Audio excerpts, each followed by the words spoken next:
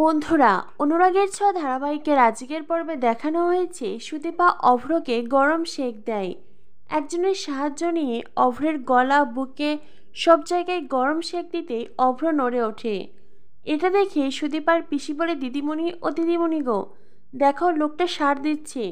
সুদীপা তখন বারবার করে অভ্রকে ডাকতে থাকে, এই যে শুনছেন, আপনার বাড়ি কোথায়? আপনার পরিবারের কারোর নাম্বার কি আপনার জানা আছে? আপনার পরিবার কোথায় থাকে?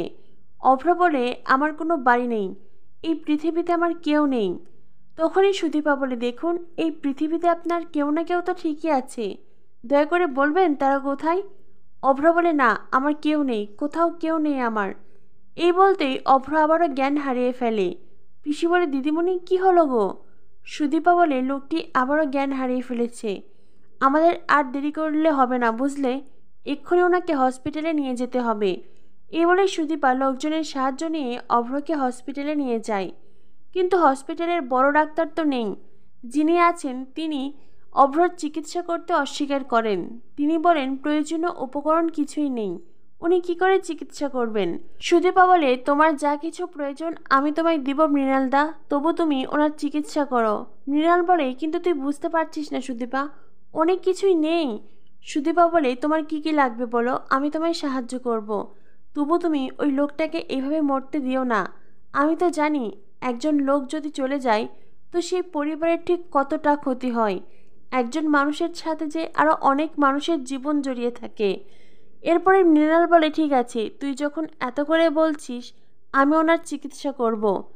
এরপরেই ডক্টর মৃণাল চিকিৎসা শুরু করে। অন্যদিকে দেখানো হয় অভ্রর ছবি এনেছে। বড় মা অভ্রর শ্রাদ্ধের আয়োজন করতে চাইছে। এটা দেখে আদিত্যের মা বলে, দিদি ও দিদি, এমনটা করো না গো, তুমি তো নিজেই বললে তোমার মনও মানছে না, তবে তুমি কেন ছেলেটার শ্রাদ্ধ করতে চাইছো? তখনই আদিত্য বড় মাকে বোঝাতে চেষ্টা করে। আদিত্যের বাবা বলে, এই তুই চুপ কর, দেখছিস না বৌদি কি করছে? বৌদি যেটা করতে চাইছে তুই বৌদিকে সেটা করতে দে। আদিত্য এসে বড় মাকে বলো, বড় মা আমার কথা শোনো। বড় মা বলে, তুই সরে যা আদিত্য, তুই আমার কাছ থেকে দূরে সরে যা। আমি তোর বড় মা নই, আমি তোর কেউ নই, তুই পাল্টে গেছিস, তুই আমাকে আর ভালোবাসিস না, তুই আমার কোনো কথা শুনিস না, তুই চলে যা এখান থেকে। এ বলে বড় মা অভ্রর ছবি নিয়ে অভ্রকে আদর করতে থাকে। বড় মা বলে, আমার সোনার টুকরো ছেলে অভ্র, কি সুন্দর মুখখানা আমার ছেলের। অভ্র আমার সব কথা শুনতো, মা যা বলতো সব শুনতো আমার অভ্র। জানি না আমার ছেলেটা এখন কোথায় পড়ে আছে, কি অবস্থায় পড়ে আছে। 3 দিনের কাজ, অপঘাতে মৃত্যু, ওর তো মুক্তির প্রয়োজন আছে। আমি তো আমার সন্তানকে কষ্ট দিতে পারি না। এই বলে বড় মা শ্রাদ্ধের আয়োজন শুরু করে দেয়। অন্যদিকে পরমার মা বাবা এসেছে। পরমা কেমন বিধবার সাজা দেখে তারা ভীষণ কষ্ট পাচ্ছেন। আর বড় মার এমন আচরণে আদিত্য ওখান থেকে সরে গার্ডেনে যায়। পরমাও সেখানে আসে। আদিত্য বলে, তুমি এখানে কেন এসেছো? পরমা, এখান থেকে চলে যাও, ঘরের ভেতরে যাও। পরমা বলে, আদিত্য, এই সব কিছুর জন্য কি তুমি আমাকেই দায়ী করছো? আদিত্য বলে, এখন আমার তোমাকে নিয়ে ভাবার সময় নেই। পরমা বলে, তুমি এটাই বলো না আদিত্য, তুমি কি এই সব কিছুর জন্য আমাকেই দায়ী করছো? আদিত্য বলে, আজ হঠাৎ তোমার এসব কথা কেন মনে হচ্ছে? হ্যাঁ, কেন মনে হচ্ছে? পরমা, আমি অন্য কাউকে বিয়ে করেছি, আমার জীবনে অন্য কেউ আছে, আর তুমিও আমার দাদার স্ত্রী। তাই আমার দাদা থাকুক বা না থাকুক, আমি তোমায় কথা দিয়েছিলাম সারা জীবন বন্ধু হয়ে তোমার পাশে থাকবো, হয়তোবা তাই থাকবো। কিন্তু আমি যদি কখনো জানতে পারি আমার দাদার কোনো ক্ষতির কারণ তুমি, তোমার জন্য আমার দাদার জীবনের কোনো ক্ষতি হয়েছে, আমি তোমায় কোনো দিন ক্ষমা করতে পারবো না। পরমা তখন কাঁদতে থাকে। পরমা বলে, বিশ্বাস করো আদিত্য, আমি কিচ্ছু করিনি। আদিত্য বলে, তুমি যদি কিছু নাই করবে তো তুমি কাঁদছো কেন? তার মানে তোমার ভেতরে কোনো অপরাধ বোধ আছে।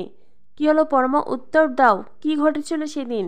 বৌভাতের সকালে কেন আমার দাদাভাই এই সব কিছু ছেড়ে চলে গেছিল? কি হলো, উত্তর দাও। পরমা বলে, আমি জানি না আদিত্য, সত্যিই জানি না। তখন তুমি ছাড়া অন্য কারোর চিন্তা আমার মাথায় ছিল না। সেদিন তোমাদের কাল রাত্রি ছিল, একে অপরের সামনে যাওয়া বারণ ছিল। আমি জানি না তোমার দাদাভাই কোথা থেকে কি জানতে পেরেছিল কিনা, আমি সত্যিই জানি না। পরমা অঝরে কাঁদতে থাকে। তখনই পরমার মা বাবা এসে পরমাকে সান্ত্বনা দেয়, আর আদিত্য রেগে মেগে ওখান থেকে চলে যায়। এদিকে দেখানো হয় সুদীপা অভ্রর চিকিৎসা করাচ্ছে। তখনই মৃণাল বলে, আমার মনে হয় ওনার অনেক ব্লাড প্রয়োজন। সুদীপা বলে, আমি ওনার ব্লাড টেস্ট করিয়েছি, আমার সাথে ওনার ব্লাড গ্রুপ মিলে গেছে, আমি ব্লাড দেব। মৃণাল বলে, সুদীপা তুমি এটা কী বলছো, অনেক ব্লাডের প্রয়োজন। সুদীপা বলে, হোক, যত ব্লাড লাগবে আমি দেব মৃণালদা, তুমি শুধু ওনাকে বাঁচিয়ে দাও। এইভাবে আমি মানুষটাকে চলে যেতে দেব না, ওনাকে বাঁচতেই হবে। এরপরে মৃণাল অভ্রকে ব্লাড দেয়, অভ্রর চিকিৎসা করে, আর সবশেষে অভ্র সুস্থ হয়, অভ্রর বিপদ কেটে যায়। সুদীপা অভ্রকে বলে, দাদা আমি আপনার জন্য খাবার এনেছি, এই নিন। তখনই ডক্টর মৃণাল এসে বলে, আপনি সুস্থ, একেবারেই সুস্থ। অভ্র বলে, ধন্যবাদ আপনাদের, এখন তো আমার কাছে কিছু নেই, পরে আমি আপনাদের সব বিল পরিশোধ করব। তখনই মৃণাল বলে, এটা তো সরকারি হসপিটাল, খুব বেশি খরচ নেই, যতটুকু যা খরচ ছিল সুদীপা দিয়ে দিয়েছে, এই নিয়ে কোনো চিন্তা করবেন না। মৃণাল ওখান থেকে চলে যায়। সুদীপা অভ্রকে বলে, দাদা এই খাবারটুকু খেয়ে নিন। অভ্র বলে, না আমি কোনো খাবার খেতে চাই না। সুদীপা বলে, খাবার না খেলে যে আপনি সুস্থ হবেন না। অভ্র বলে, আমি তো বাঁচতেই চাই না, আর ভালো হতো দূরের কথা।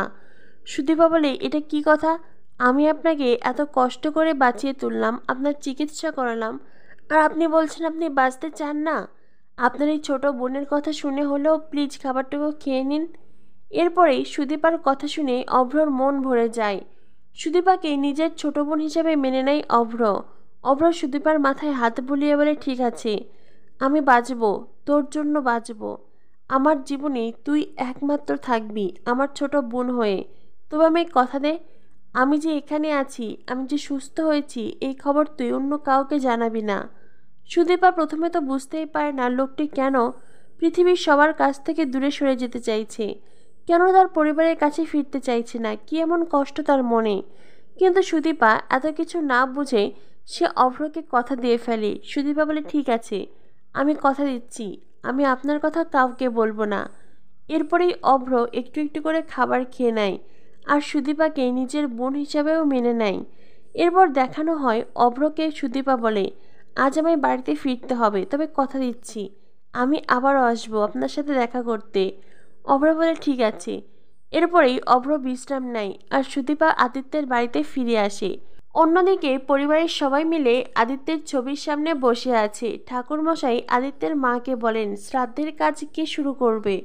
তখনই বাড়িতে আসে সুদীপার পিসি। সুদীপাকে দেখে বড়মা ভীষণ রিয়াক্ট করে। সুদীপা বাড়িতে ঢুকেই দেখে পরিবারের সবাই সাদা কালারের ড্রেস পরে আছে, আর বাড়িতে শ্রাদ্ধের কাজ চলছে। সুদীপা বলে, কি হয়েছে, আপনারা সবাই এভাবে এখানে। তখনই বড়মা সুদীপার দিকে তেড়ে যায়। বড়মা বলে, এসেছেন মহারানী এসেছেন, তুমি বেরিয়ে যাও। বড়মা বলে, তুমি বেরিয়ে যাও, এই মুহূর্তে বাড়ি থেকে বেরিয়ে যাও, এই বাড়িতে আমি তোমার মুখও দেখতে চাই না। সর্বনাশী মেয়ে কথাকার, যবের থেকে এই বাড়িতে এসেছো একের পর এক অঘটন ঘটেই যাচ্ছে।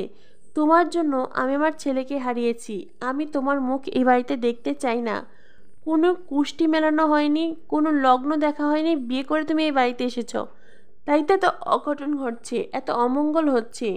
বড়মার কথাগুলো সুদীপাকে খুব আঘাত করে, কিন্তু তখনই সুদীপা দেখতে পায় বড়মার পিছনে শ্রাদ্ধ হচ্ছে যার, তার জায়গায় অভ্রর ছবি।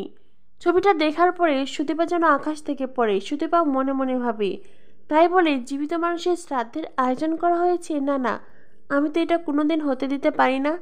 কিন্তু দাদাও তো আমাকে প্রমিস করিয়ে নিয়েছে, আমি যেন তার কথা কাউকে না বলি। এইবার সুদীপা অনেক চিন্তায় পড়ে যায়, সে কি করবে, তার কি করা উচিত সে বুঝতে পারছে না। অন্যদিকে আদিত্যও সেখানে নেই। যদিও আদিত্য সুদীপার পিসিকে কল করে জানতে পেরেছিল সুদীপা একজন আহত মানুষের চিকিৎসা করতে ব্যস্ত, তবে কি কোনোভাবে আদিত্য সেই হসপিটালে পৌঁছে গেছে আহত মানুষটিকে সেটা দেখতে। অন্যদিকে সুদীপাকে বড়মাকে বলবে অভ্রর কথা, নাকি সশরীরে অভ্রকে বাড়িতে হাজির করবে। বন্ধুরা, কি হতে চলেছে অনুরাগের ছোঁয়া ধারাবাহিকে। অনুরাগের ছোঁয়া ধারাবাহিকের পরবর্তী আপডেট পেতে আমাদের সাথেই থেকো। ধন্যবাদ সবাইকে।